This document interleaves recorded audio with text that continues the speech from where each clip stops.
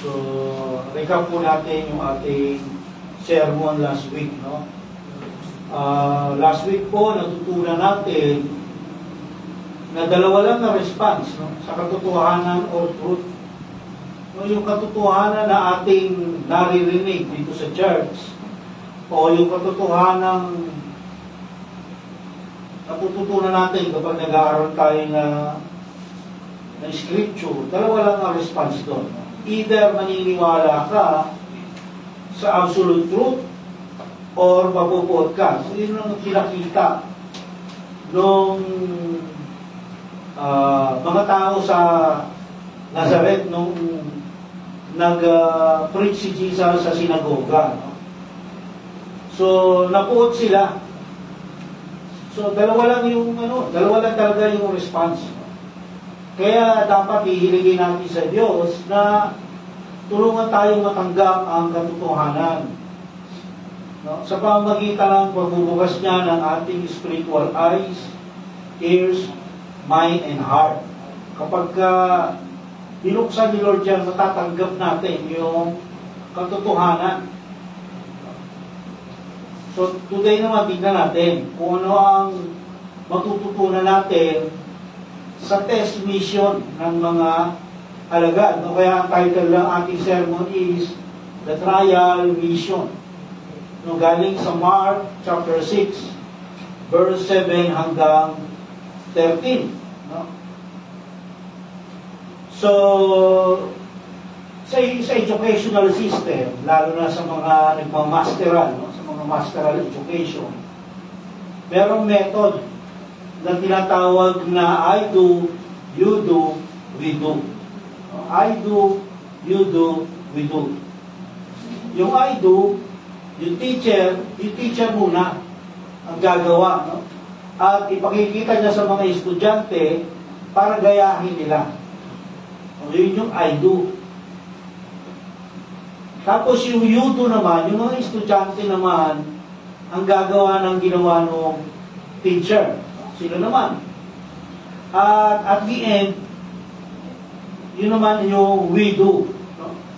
Gagawin ng teacher at ng student yung itinuturo ng teacher. No? Ganun yung approach ni Jesus sa mga alagad. No? Una, ipinapakita niya kung paano ba dapat mag-ministry. No? I do. Ipinakita ni Jesus.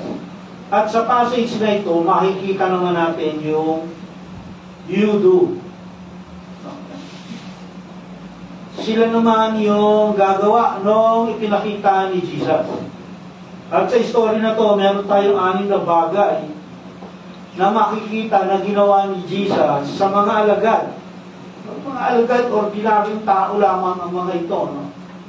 4 yung mga isda, isang tax collector, tapos yung iba, hindi na natin alam kung ano yung mga trabaho nila, no? Mga ordinaryong tao lamang sila. Pero, i-commission sila ni Jesus. No? At may 6 na bagay na ginawa si Jesus sa kanila.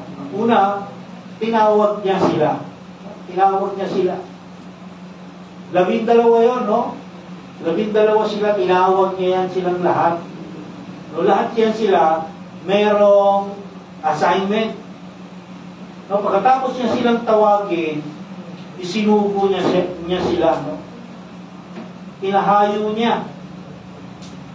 At nung pinahayo niya, binigyan niya sila ng kapangyarihan, authority.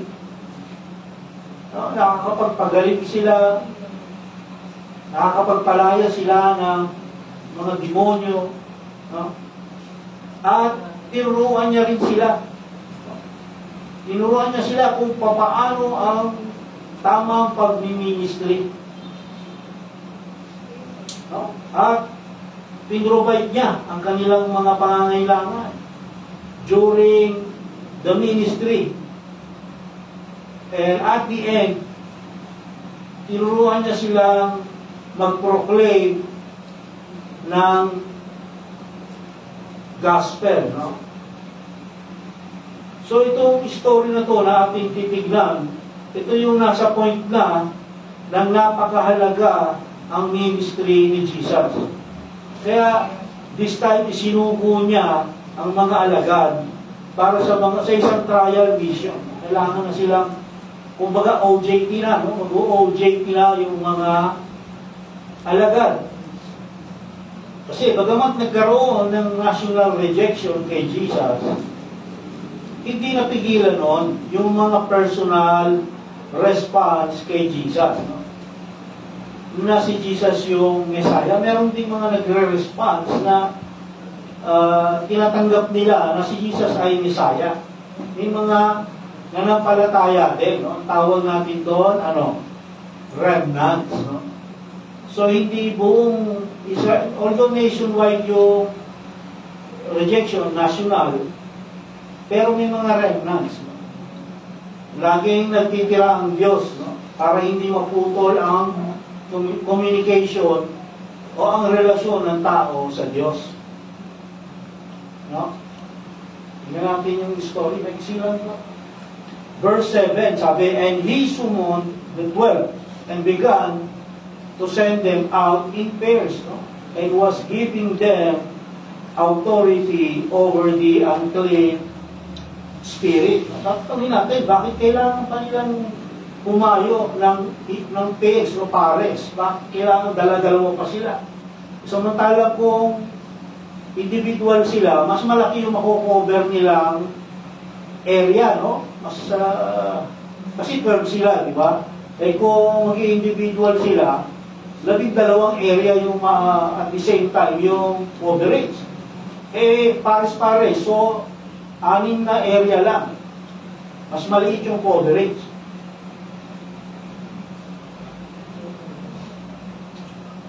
Eh, bakit, no? Bakit kaya gano'n? Sabi kasi ng scripture, hindi valid ang witness ng iisang tao lang. Sa lahat ng bagay, kapag iisang tao lang ang nag-witness, hindi valid yun. At least, minimum, dapat 2. No? Basahin natin yung Deuteronomy, chapter 17, verse 6. No? Deuteronomy 17:6. Sabi, ang hatol na kamatayan ay igagawad, no? Ang hatol na kamatayan sa kasalanan, no? Ay igagawad kung may 2, no? Minimum 2 o 3 saksi na nagpapatotoo. No, hindi po pwedeng isa lang kasi baka yung isa bias, no? Kasi pag bias ang isang tao, kakampihan niya kahit mali. Kailangan 2 yung witness, 2 yung magpapatotoo. Sabi, hindi sapat ang patotoo ng isang saksi. No? Hindi daw sapat. Kaya 2 sila, kinumisyon sila, 2.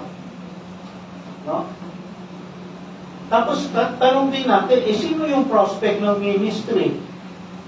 No, di ba nga nagkaroon ng national rejection? Sinong purpose ng ministry?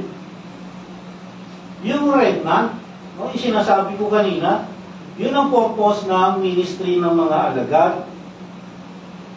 Yung remnant sa history ng mankind, paraging may remnant na iniiwan ang Diyos para hindi maputol ang relasyon ng tao sa Kanya.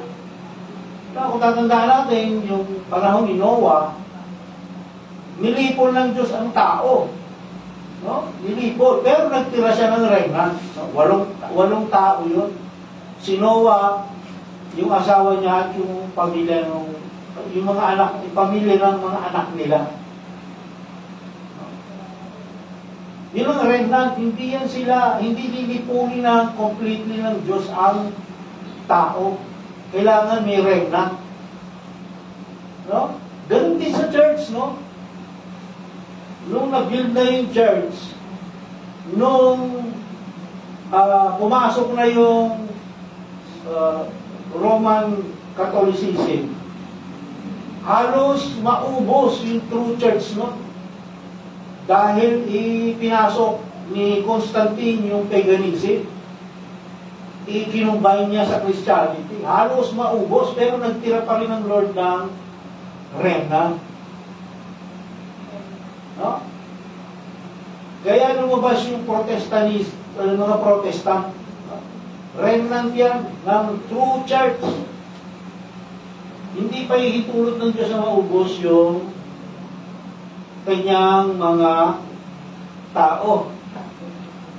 So yung pinuproclaim ng mga alagad dito, ng time na ito,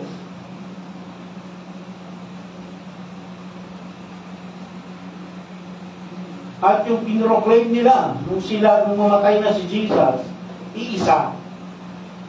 No? Ibig sabihin yung gospel, iisa lang yan. Hindi pwedeng magkaiba-iba. No? No? Ano yun? Ano yung pinroclaim nila ngayon? No? Yun din yung pinroclaim ni John the Baptist, at pinroclaim din ni Jesus noong nag-ministry na siya. Ano yun? Di ba ang sabi, ano ba sabi ni John sa wilderness? Repent, for the kingdom of heaven is at hand. No? Repent. Kasi yung kingdom of heaven, nandiyan na sa harapan nyo, sabi ng mga alagad. No? Yun ang pinoproclaim nila. Nandiyan na yung kingdom. No? At isa pa ron, binigyan din sila ng authority, sabi, giving them authority over the unclean spirits. No? Ano yung binigay na authority sa kanila? Authority to heal and authority to cast out demons. No? Binigay sa kanila, bakit sila bigay? Bakit kailangan pa magkaroon sila niya? Para i-authenticate yung kanilang sinasabi na kami ay mga apostles, no? Kami ay messenger. Kami yung witness ng Lord. Para i-authenticate yun. No? At yung authentication na yun, apostolic lang. No? Apostolic lang. Yung mga followers, walang ganong authority. Yung mga disciples, walang ganong authority. Yung mga apostles lang, ang binigyan ng ganong authority. No? Divinely given, dahil galing sa Diyos. Sa apostles lang yung binigay, hindi lahat ng believers meron yan. Kaya hindi lahat ng ginagawa ng mga apostle kaya natin gawin. Kasi meron silang special na authority na sa kanila lang ibinigay. Bakit? Tatanong natin, bakit sa apostol lang, sa mga apostol lang binigay? Bakit yung mga disciples hindi binigyan?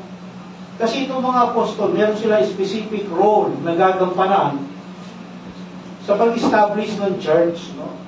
May malaki yung participation nila gagawin sa pag-i-establish ng church. So, kailangan nila itong mga powers na to para i-authenticate na kami ay galing sa Diyos. No? Kaya, binigyan sila ng authority. Verse 8. No? And He instructed them that they should take nothing for their journey. No? Huwag kayong magdadala kahit ano, sabi ni Jesus sa kanila. No? Kundi yung mga tungkod nyo lang. No? Sabi kanya, no bread, no bag, no money in their belt. No? Huwag kayong magdala ng tinapay, huwag kayong magdala ng bag, huwag kayong magdala ng pera. Ito, naalala ko ito nung nagsisimula pa lang po akong maging mananampalataya, bago-bago pa lang ako mananampalataya. Nung nabasa ko ito, tinanong ko ito dun sa pastor na meron kaming Bible study, no? Sa bahay ng mother ko. Tinanong ko ito dun sa pastor, no? Sabi ko, bakit sabi rito, ganyan-ganyan? No? Sabi ng pastor, obsolete na yan. Nakatawa ko, no? Sabi niya, obsolete na. Bagamat bago pa lang ako mananampalataya noon, ang pumasok sa isip ko, pag sinabi mo may obsolete sa scripture, pag sinabi mo obsolete yan, marami pa siguro sa scripture na obsolete na. No, hindi po totoo yan. No? Walang obsolete sa scripture. Lahat yan, valid pa rin hanggang ngayon. No? So, inutos yan, may dahilan. No? Hindi niya lang kasi may paliwanag sa akin, siguro, kaya niya sinabi yun. Kung bakit sinabi ni Jesus to. Okay, so hindi niya alam yung descriptive tsaka prescriptive. This is not, ito ay hindi prescriptive, ito ay descriptive. Kaya, sa pag-aaral ng scripture, dapat alam natin kung ano yung descriptive, kung ano yung prescriptive. No? Dapat yun ang sinagot niya sa akin. Ako naman na inag-aaral, nalaman ko rin na, kaya pala ganun, kasi descriptive yun. Hindi yun obsolete. No? Sabi niya, obsolete na. No? So, sinasabi ni Jesus dito, kung ano yung meron kayo, ngayon, sabi niya, nung isinusubo niya yung mga alagad, yun lang ang dalhin nyo. No? Pinapakita ng mission, kung gaano kahalaga yung mission. Kung ano yung dala nyo ngayon, kung ano yung meron kayo ngayon, yun lang ang dadalhin nyo. No? So tayo karutong, no? Verse 9, but to wear sandals. And he added, do not put on two tunics. No, huwag na kayo magtabaho ng damit. Suotin nyo lang yung sandalyas nyo. Sabihin kung ano yung meron kayo ngayon, yan lang. Larga na kayo. No? So, ipinapakita rito yung kahalagahan ng mission. Sabi ni Jesus, lakad na kayo. Lahat ng kakailanganin nyo sa ministry, God will provide. So, yun ang sinasabi ni Jesus sa kanila, lahat ng kakailanganin nyo sa ministry, God will provide, no? Hindi lang some of our needs ang pinoprovide ng Lord. Hindi lang. No? Kasi, yung iba, akala nila, some of our needs lang ay ipoprovide ng Lord. Hindi. Lahat, no? Pinoprovide ng Lord. All of our needs, no? Anong sabi ng Philippians 4:19? No? Philippians 4:19. No, sabi doon, at buhat sa hindi mauubos na kayamanan ng Diyos. Ang kayamanan ng Diyos hindi nauubos. Ang kayamanan ng tao mauubos. Sabi pa niya, ibibigay niya ang lahat ng inyong pangangailangan, ang lahat ng inyong kailangan sa pamamagitan ni Kristo Jesus. No, ito, prescriptive na to. Kung binabasa ko na to, prescriptive na, hindi na ito descriptive. No, kaya ito, claim na, promise na pwede natin i-claim. No? Sabi niya, buhat sa hindi maubos sa kayamanan ng Diyos, ibibigay niya ang lahat ng inyong kailangan. Kailangan, ha? Hindi yung luho sa pamamagitan ni Kristo Jesus. No? Kaya kailangan doon mag-build yung ating tiwala sa Lord. No? Kasi sinabi niya ibibigay niya yung mga pangailangan natin. Kailangan i-claim natin yun. No? Yun ang purpose ng pagsugo ni Jesus sa mga alagad. No? Isinugo niya yung mga alagad para matutunan nila ng mga alagad. No? Isinugo niya, sabi, huwag kayong magdala ng kahit ano, kung ano yung suot nyo ngayon, kung ano yung laman ng bulsa mo ngayon, yan lang. Kung kumayo na kayo, huwag lang kayong mag-prepare na kung ano-ano. Ang itinuturo ni Jesus dito ay para matutunan ng mga alagad na God is our provider. Lahat ipinoprovide ng Lord sa atin. No? Physical and spiritual needs ipinoprovide ng Lord sa atin yan. Yun ang itinuturo ni Jesus sa mga alagad. Pag nag-ministry kayo, huwag niyong isipin niyo, kakainin mo bukas. Huwag mong isipin niya, magiging hindrance yan sa pag-serve mo sa Lord. No? Kaya sinasabi ni Jesus, kasi ang Lord na magpo-provide niya lahat sa inyo. Huwag niyong isipin niya, huwag niyong hayaang maging hadlang yan. Huwag niyong hayaang maging delay. Yan ang maging delay ng inyong ministry. No, iba kasi tinatawag recalling Ay, hindi. Unahin ko muna yung trabaho ko kasi wala akong pagkain pag hindi ako nagtrabaho. No? Kaya sinasabi ni Jesus dito, huwag kayong magdala kahit ano kasi the Lord will provide. God is our sustainer. Siya nagsusustain ng lahat. No? Kinakanta natin, waymaker. Ang Lord ang waymaker. Lahat ng, siya ang gumagawa ng paraan sa lahat ng bagay. Sa ating, sa oras na nasa mabigat tayong problema, siya yung ating help. Siya yung tumulong natin. So, kaya nga ang gusto ni Lord, pag tayo may problema, siya unang-una natin iisipin. No? Hindi yung kamag-anak natin mapera, hindi yung kamag-anak natin influential. Siya unang-una natin iisipin pag may problema ka. No, Lord, kaya ko ba ito? Hindi ko ito kaya, Lord. Tulungan mo ako. No? Tsaka, kapag pagdating sa ministry, huwag tayong magkaalala kung meron ba tayong kakainin bukas, lalo na kapag may suserve ka sa Lord. Ipoprovide niya yun, no? Ito ay aking personal weakness ko to. Wala akong trabaho, wala akong hanap buhay. No? Pero kumakain kami araw-araw, sino nagpo-provide? Di ba, Lord? Akong trabaho. Oh. Kasi ang Lord, kahit yung taong galit sa'yo, kung gusto ka niya i-bless, ihipuin niya yun, bibigyan ka, pagpapalaan ka no, sa pamamagitan ng tao na yun. Magtiwala ka lang. No? Kahit kaaway mo yan, bibigyan ka ng pera niya, wala kang pera.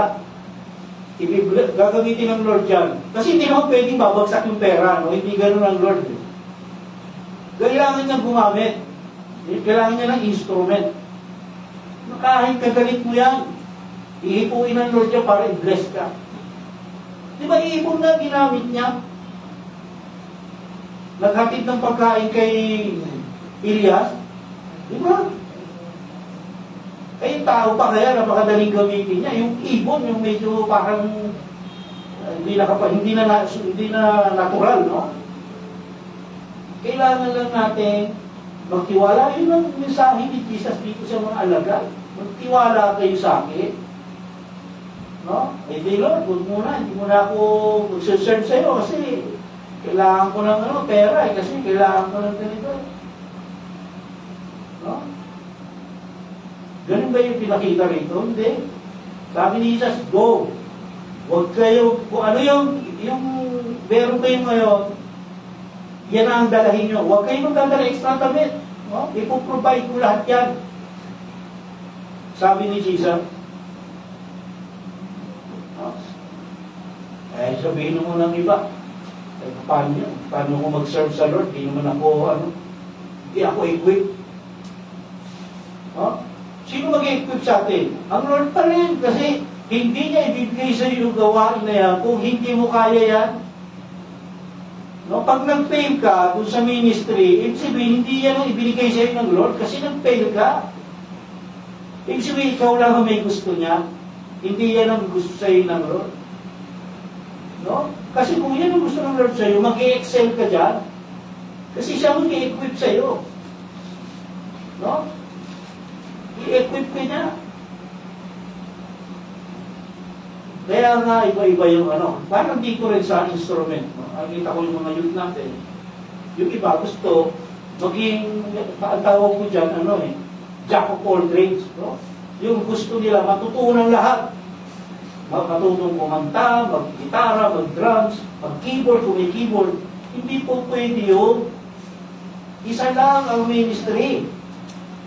No, kung gusto mo mag-gitara ka lang. Gusto mo mag-drums ka lang. Gusto mo kumanta ka lang. Gusto mo mag-back up ka lang. No? Kasi, kung hindi naman yan ay binigay sa yung ministry ng Lord, magpipail ka dyan. No? Ganon din sa ating ministry.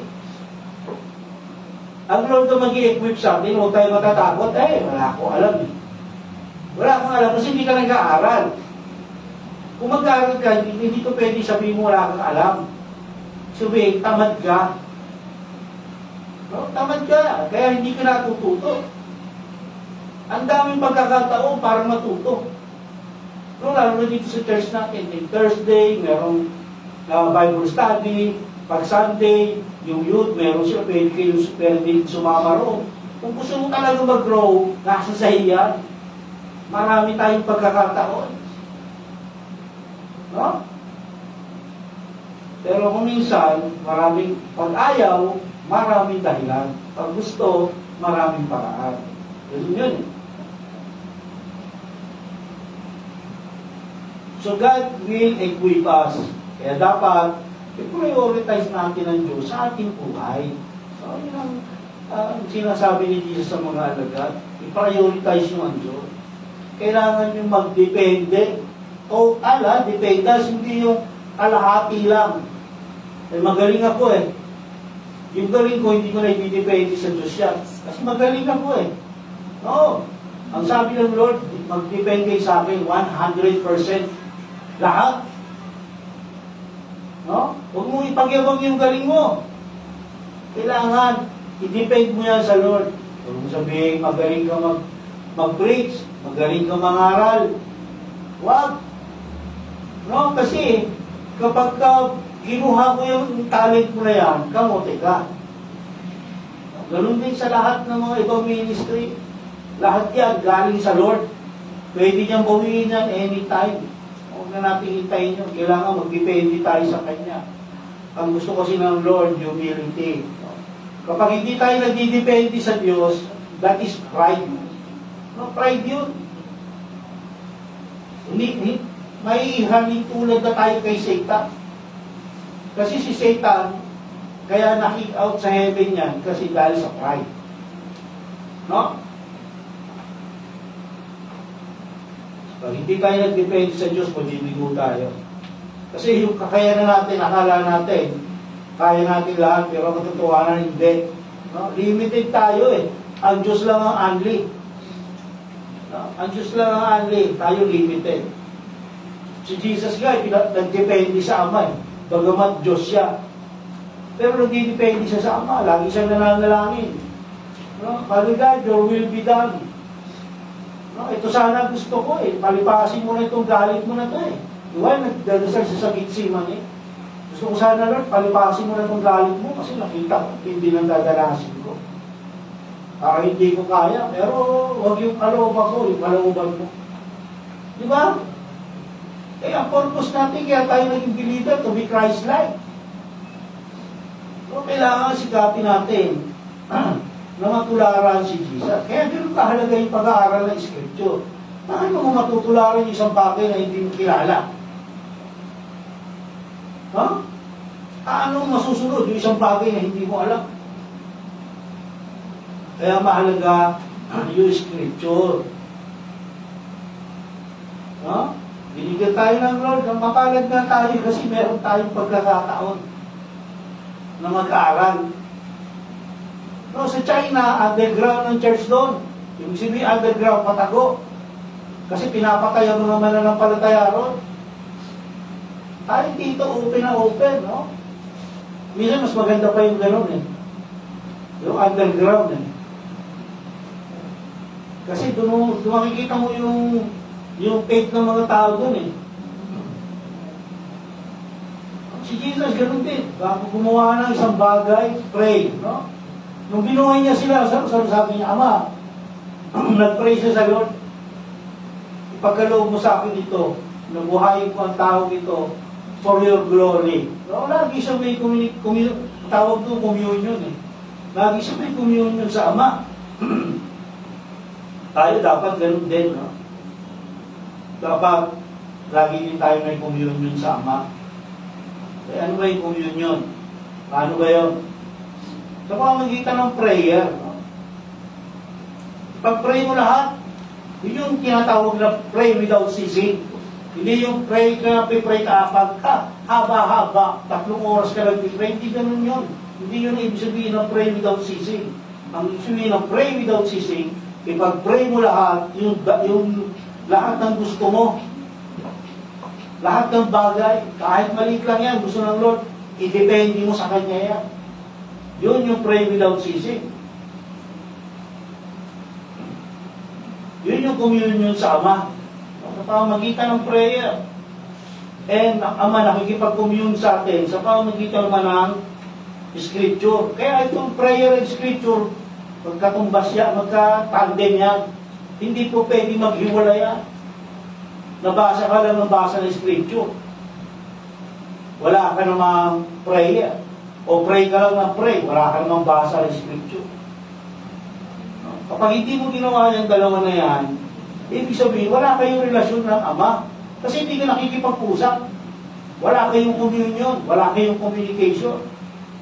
Meron mo may relasyon na ganyan, walang usapan.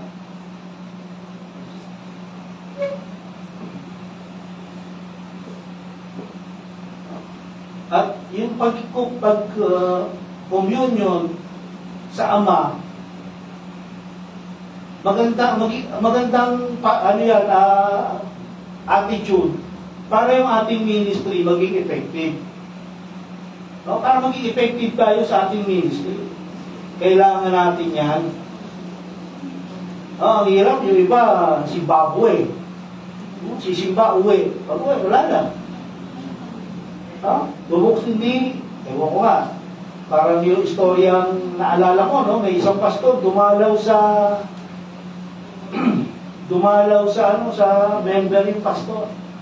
Ngayon nakita ng pastor, may Bible yung member sa ibabaw ng mesa. Nakita na, puro alikabok na yung Bible. So patunay lang na hindi pinubuksan. No? Ngayon, sa tabi ng Bible, may nakita siyang pera. Ang ginawa niya, kinuha niya yung pera, iniipit niya rin sa Bible, sinara niya yung Bible. No? Pag alis niya, sabi ng asawa, ako si pastor yata, kinuha ata yung pera doon sa ibabaw ng mesa.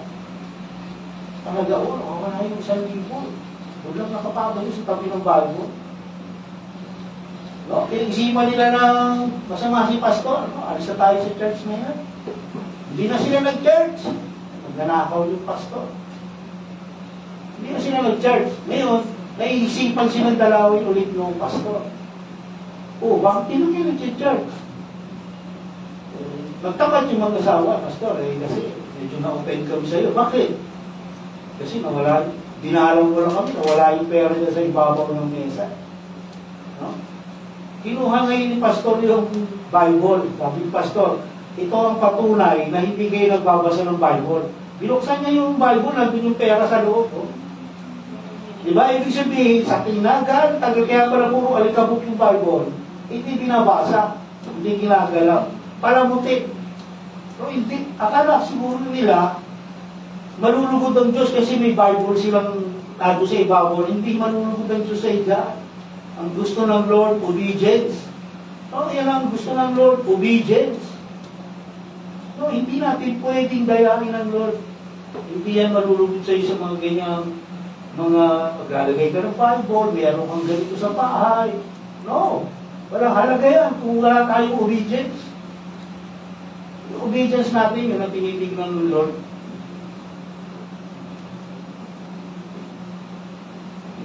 Ang lahat kasi ng believers, ang believers talaga, ay tinawag para mag-minister. Lahat tayong minister, lahat tayong minister. No? Lahat may purpose at may mission. Hindi ka tatawagin ng Lord, uupo ka lang dyan. Meron kang dapat gawin. Kailangan malaman mo yung purpose mo. Ano yung mission mo? Ano yung purpose mo? No? Hindi naman tayo mga display sa bahay na ilalagay mo na sa ibabaw ng mesa para muti. Hindi, no? Tayo yung mga anak ng Diyos. Lahat tayo may purpose sa ating buhay. Kailangan malaman natin yun. No? Kita naman natin kapag nagbasa tayo. Kaya mahalaga talaga yung nagbabasa. Makikita natin kung ano ang dapat natin maging buhay dito sa Scripture. No? Ito yung ating instruction manual ng ating buhay. Verse 10. And he was saying to them, wherever you enter a house, stay there until you leave out. Kapag pumasok kayo sa bahay ng isang tao, manatili na kayo doon hanggang sa pag-alis nyo. ibig sabihin nito? Ano bang nais ituro ni Jesus dito? Nais ituro ni Jesus dito, humility pa rin. Sa mga isinusugo, humility, total dependence on God and His provision.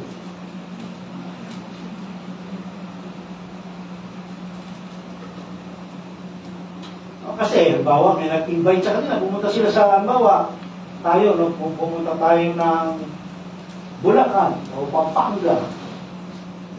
Ngayon, may siyempre, nag-minister ka doon, ang Lord, magpuprovide ka ng isang bahay na magbubukas para sa'yo. Sabihin, may, Brad, dito ka na lang matulog sa amin, gabi na. No? Bukas ka na patulog kung saan ka man pupunta. Kung ang mission mo doon, halimbawa sila, gaya dito nila, isa nag-mission yan sila, no, mga isang linggo, isang buwan, napunta sila sa isang lugar. Sabi ni Jesus, huwag na kayong manatili kayo sa bahay na yon. No? Kasi, yung bahay na yon, in-open ng Lord yun sa inyo. No? Kaya nagkaroon sila ng hospitality and compassion sa inyo. Kasi, in-extend ng Diyos yun. No? Ang Diyos ang nag-hipo doon sa pamilya na yun, sa mag-anak na yun. Para kayo'y papasukin, patuloyin. No? At sinasabi ni Jesus, huwag na kayong aalis doon, manatili na kayo doon, kahit may mag-invite sa inyong iba. O yan, ibig sabihin niya, kahit may mag-invite sa inyong iba, bawa kinabukasan, no? Nag-ministry nyo kayo, nag-preach kayo, nag-evangelize kayo. Sabi, meron nag-invite sa inyo, mas mayaman. Huwag kayong pupunta roon. No, huwag na. Doon ka manatili sa tinutuluyan mo. Hindi porkit in-invite ka ng mas mayaman, doon ka na pupunta. Huwag, kasi makukompromise yung testimony mo. No, kaya umalis ko kasi mas mayaman yung nag-invite sa kanya, mas malaki sa bahay natin. Kaya sumama ito. Compromise ngayon yung iyong ministry. Compromise yung testimony mo. Kaya nga sabi ni Jesus, remain humble and grateful. God is the supplier of our needs, not our greed. No, kasi greed ang papasok dun eh. Yan ang problema natin number 1, greed. No, yung meron ka na, hanggang ka pa ng mas marami. Kung ano yung binigay sa atin ng Lord, makontento dapat tayo. Huwag na tayo maging sakim, no? Kasi kapag tayo'y greedy, ang tendency nung kikilos ka outside God's will eh. Kikilos ka, no, ang sabi ng Lord, ganito, hindi, kailangan ko gumawa, kailangan ko, kasi kailangan ko eh. No? Kikilos ka ngayon outside God's will. Ang resulta, kapamakan, 100% yan. Dapat makontento tayo. Tapos pagka nagkaroon ng kapahamakan, sisisihin natin ang Lord. Tatalawin natin ang Lord. Lord, bakit nangyari ito? Mangyayari ba yan kung nasa tamang daan ka? Ang Lord ba, pag tamang ginagawa natin, parurusahan tayo? Hindi ganun ang Diyos, no? Pag tamang ginagawa mo, malulugod sa iyan, lalo kang pagpapalain. No? Kaya nga kailangan kilala natin ang Lord kasi kung hindi natin alam paano siya magpala. Verse 11, and any place that does not receive you or listen to you, as you go out from there, shake the dust off the soles of your feet for a testimony against them. Sabi, kapag may pinuntahan kayo, hindi kayo tinanggap, pagpagay nyo lang paa. No? Pagpagay nyo yung chinelas nyo, yung paa, tanggalin nyo, aligabok sa paa nyo. No? Testimony yun against them. Piniprepare sila ni Jesus para sa outcome ng kanilang ministry. No? Kasi yung ministry, dalawa yung outcome niya. Hindi lang palagi na acceptance yan, meron din rejection. Mas marami nga yung rejection. Kasi nga, mas malapad yung pintuan patungo sa kapahamakan. Kaya mas marami yung napapahamak, yung nag-reject. At ito yung dapat nilang response kapag ni-reject sila. No, sinasabi ni Jesus, no, hindi lang kayo ang ni-reject. Ako man ay ni-reject, national na, rejection sa kanya. No? Sabi niya, kayo man ay ni-reject din ng tao. You will suffer for my sake, no, sabi ni Jesus. Dahil sa akin, magsasuffer kayo. No? Kaya yun ang alisin natin sa ating isipan, na ang pagiging mananampalataya ay good life. Hindi totoo yun. No? Ang tawag doon, prosperity preaching. Kapag naging mananampalataya tayo, ang isang mananampalataya, mayroong cross na pinapasan niya araw-araw. Yun ang sabi ni Jesus, pasanin mo yung cross mo. Sumunod ka sa akin. No? Hindi prosperity, hindi kasaganaan. No? Kasi yung kasaganaan natin, doon sa langit natin mararanasan, hindi dito sa lupang ito. Kaya, ipiniprepare ang mga alagad sa rejection na mangyayari sa kanila.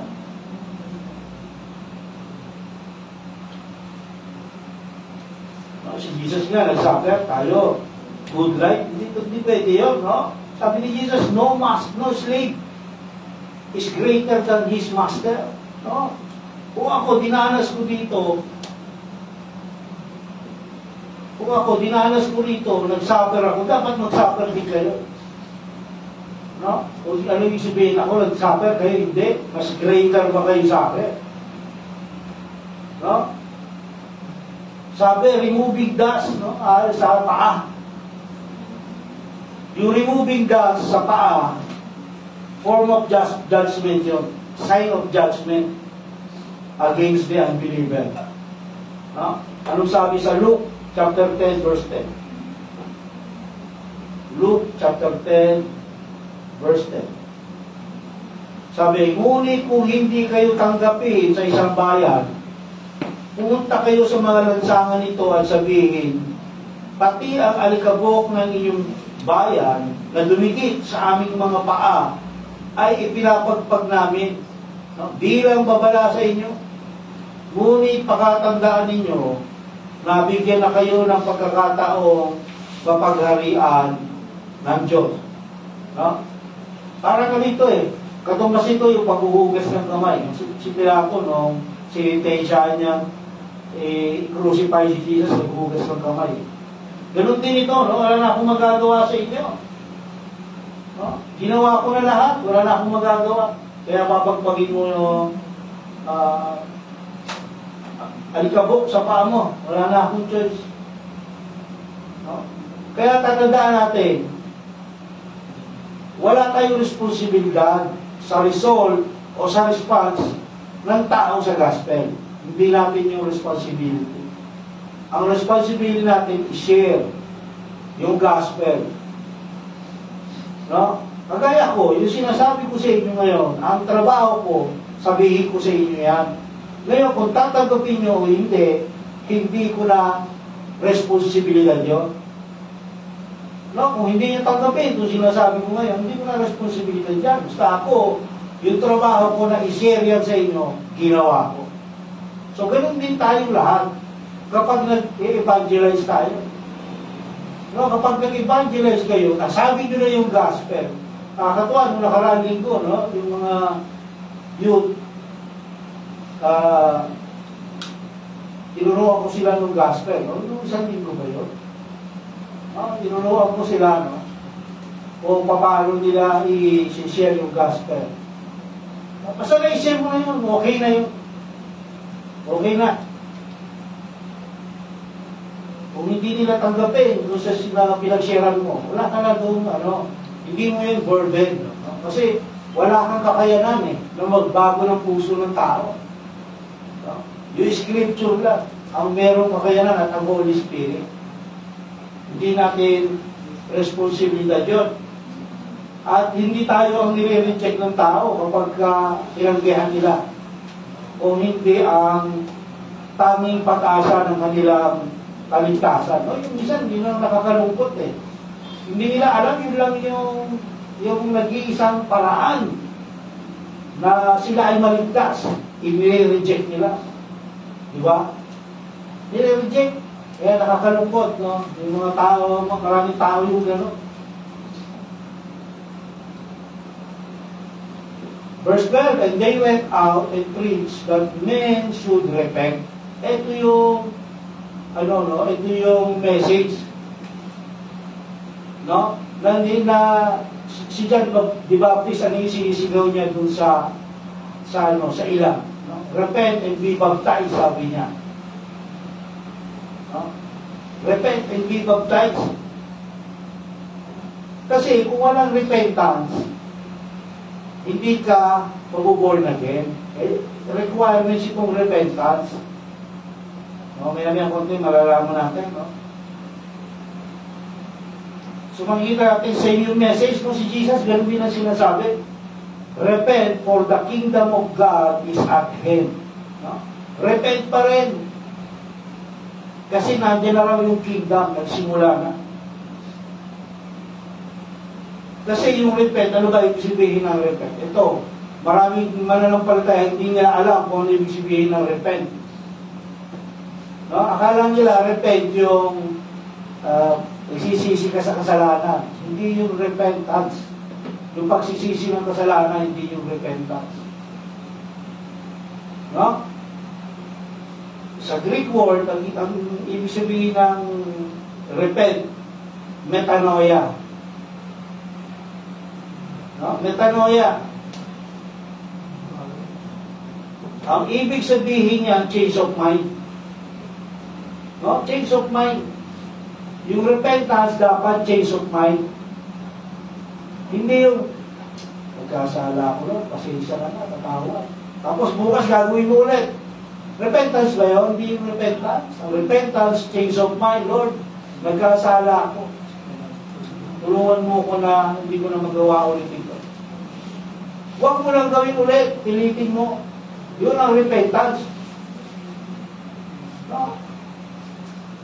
Kaya pinuproclaim ng mga alagad at ni John the Baptist at ni Jesus na rin yung repentance. No? Magbago na kayo ng isip. Sinasabi nila sa mga Israelita, magbago na kayo ng isip. No? Tanggapin nyo si Jesus na siya yung Mesaya. No? Anong ginawa ng mga Israelita? Nagbago ba ng isip? Hindi. No? Walang repentance kasi yung repentance galing sa Lord din. No? Galing din sa Lord yun. Kung hindi ibibigay ng Lord yun, hindi ka magre-repent. No? Kung hindi ibibigay ng Lord, hindi ka mag-repent. Walang kakayanan ng tao na mag-repent. Madaling salita. It is by grace, kaya ako mag-repent. No?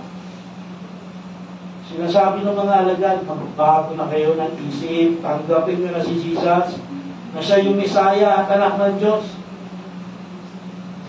Kaya pag nag-aaral tayo ng Scripture, at may natutunan tayo o narinig na bago, na dati hindi natin alam, kapag yun ay pinaniwalaan natin, repentance yun.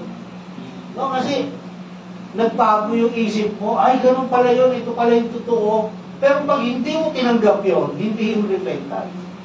Marami kasi mga tao kapag sinabi mo yung scripture, hindi nila tinatanggap. Kaya nga, kapag nag-share tayo ng gospel, no? Pag nag-share tayo ng gospel, ganun pa rin ang idea, no? No? Repent pa rin ang sinasabi natin dun sa mga ini-evangelize lang natin. Hindi lang natin sinasabing direktahan, pero ganun pa rin, repentance pa rin.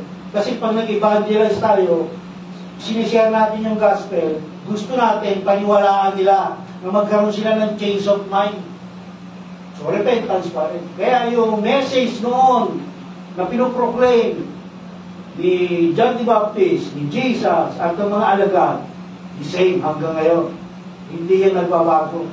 Repent. No? Repent. Change of mind. No? Binigyan liwanag ni Pablo yan sa Romans. No?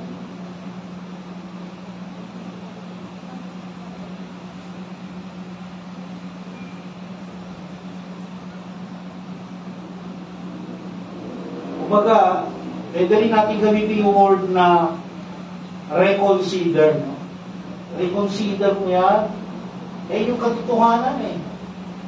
Reconsider mo.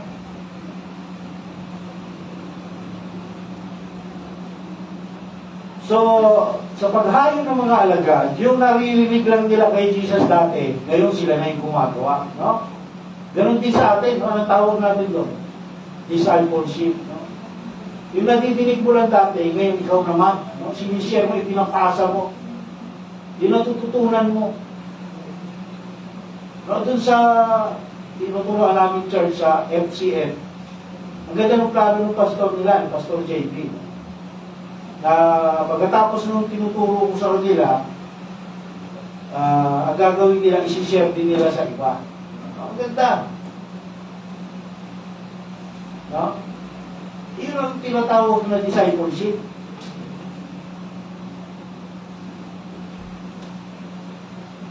Kasi, kung sabi ko nga sa kanila, kasi nagpapasalamat sila, no? Kasi unang-una, hindi naman natin sila mga ka-churchmate, no? Pero pumunta kami doon, turo kami sa kanila. Ang sabi ko sa kanila, kaya namin ginagawa ito, kasi gusto namin i-share yung word. Part ng responsibility ng church yan. No? Kasi kung dito lang tayo, gano'n lang, ganyan. Wala tayong ginagawang paghayo, ay hindi tayo church. No? Hindi tayo church. Kasi ang church, ang mandate ng church, go and preach the nation. No? Kaya sinishare namin sa iba. No, salamat nga dahil nagbukas ang Lord doon ng ng pagkakataon eh. So ganun din, no? Yung natututunan nila doon, pagdating ng panahon, isi-share nila sa iba, yun ang plano nila. No, so yung mga alagad, ganun din, yung natutunan nila kay Jesus, ngayon sinishare nila. No, kaya kinumisyon na sila ni Jesus. No? Kasi yung earthly ministry ni Jesus malapit nang matapos. 3 years lang nag-ministry si Jesus. So matatapos yung ministry ko, sabi ni Jesus, kaya kailangan yung pumayo. Kailangan nyo lang mag-OJT. Kasi kayo magpapatuloy ng ministry ko. Hanggang ngayon, no? Mandato pa rin yun. Na tayo dapat ang magpatuloy yung ministry na yun ni Jesus. Yun yung, kumbaga, yun yung simula ng Great Commission. Doon nagsimula. Yung sa Matthew 28, 19-20, no? Yung sabi sa Matthew 28. Very popular verse to, no?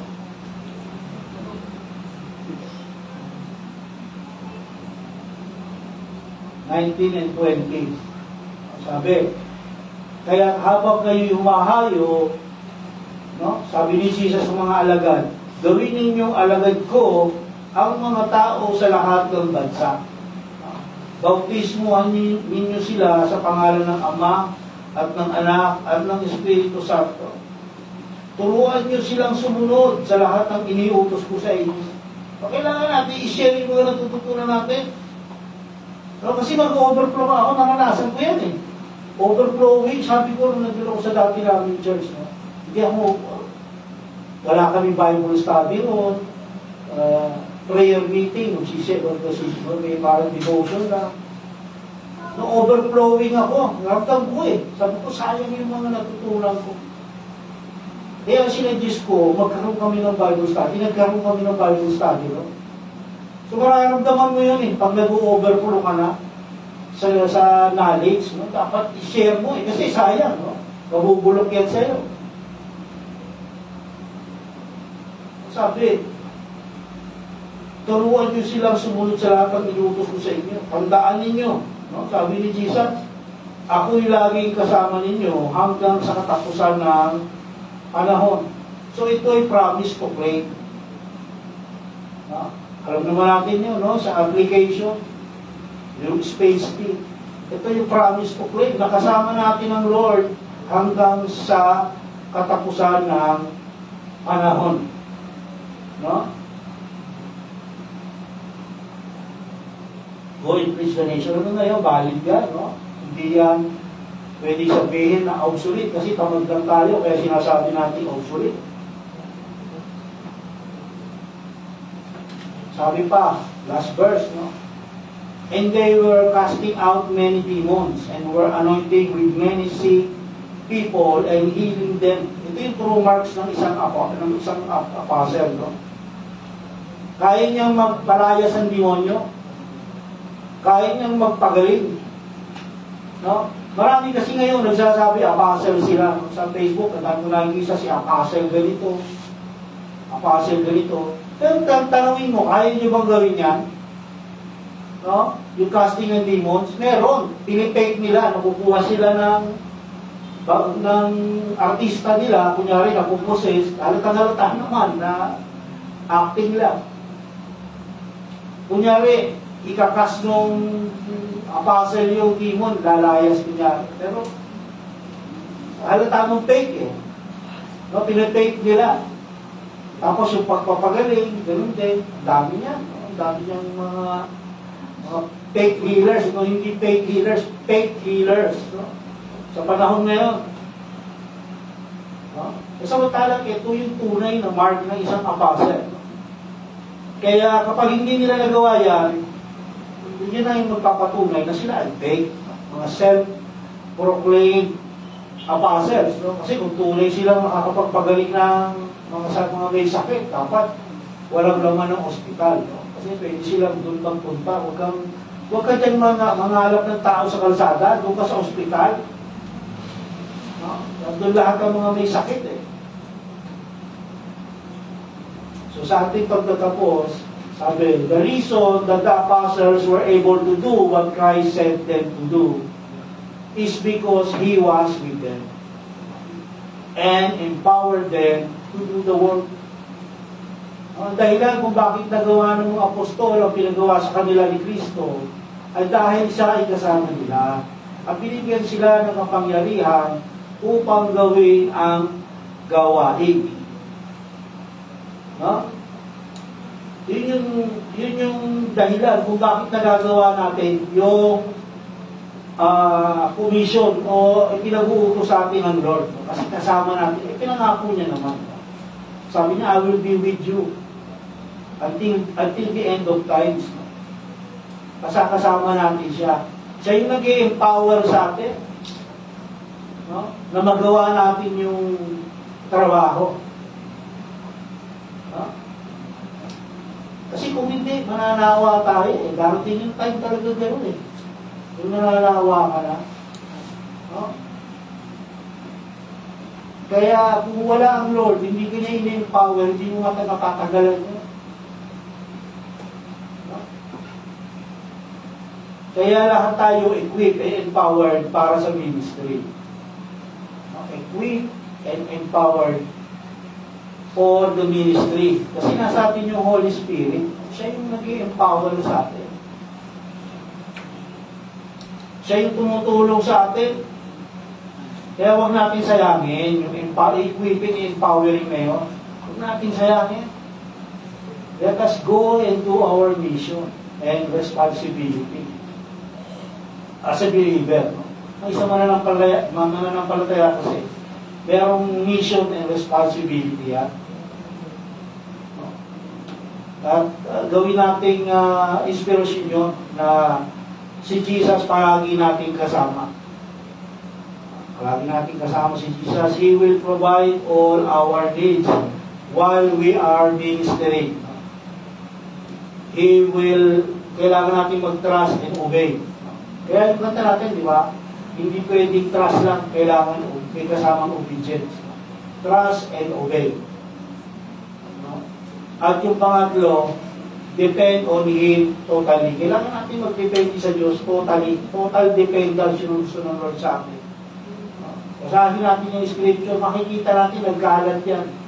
Yung utos ng Lord na yan, na depend on me. No? Totally. No? Sabi nung scripture, cast to me all your burdens. No? Kayong mga nabibigatan, I will give you rest. Kasi totoo yun. No? Ang mahalaga lang, no, yung sa ating buhay mananampalataya. Kaya tayo nag-aaral ng scripture para malaman natin kung paano tayo dapat mamuhay. So, kailangan natin gawin yung ating makakaya para may isa pamuhay natin yung ating natututunan. No? Hindi po pwede, huwag natin gawing practice yung paglabas natin ng church, nalimutan na natin kung ano yung natutunan natin. O kailangan hanggang sa bahay, dala natin yung mga natutunan natin. Maaaring may mga sandali o saglit na malilimutan mo yun. Kasi siyempre, abala tayo sa mga gawain tayo. Pero kung meron tayong inilalaan na oras para sa scripture at para sa prayer, maaalala natin yun. Yun yung time na maaalala natin yung kasabi ni Lord. Kaya nga yung mga kabataan, tinuruan ko sila mag-pray according to the scripture. Kasi mahalaga yun. Na yung prayer natin based sa kalooban ng Lord. O hindi based sa kalooban lang natin. Okay? So